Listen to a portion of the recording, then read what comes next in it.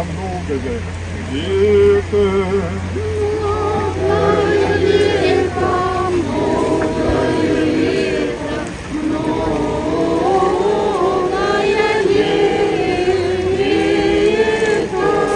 И вот, Господи, купание хорошо бы делать прекрасно погружением в молитве.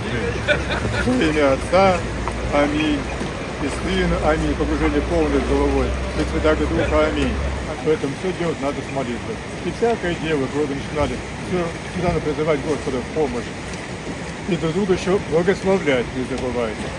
Благословить, значит, благое, доброе слово сказать. Слово обладает силой, поэтому нужно и пользоваться во благо себе и ближним своим. Они могут раз, хотя бы один раз нырнуть.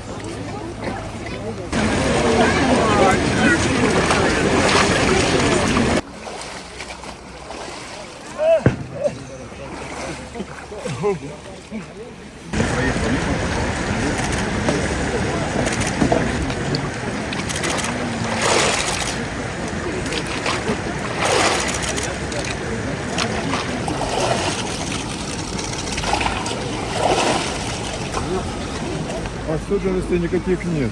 Значит, это купание, это просто как бы так народное такое обычай, это не христианское, а просто люди в знак того, что Господь нашел воду Иордана, осветил их, и мы тоже желаем освящения от этой водой, пользуемся.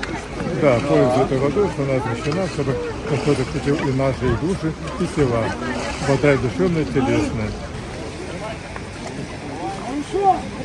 Мы из Бишкека сами, да. Сюда приехали.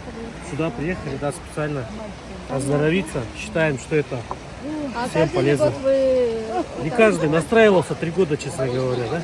Это получается ваше первое купание за это? Нет, это уже 3 года назад не нырял, а вот через 3 года настроился, закалялся, готовился.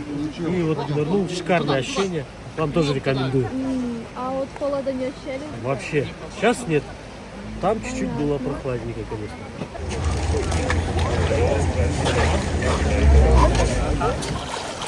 Святого Духа.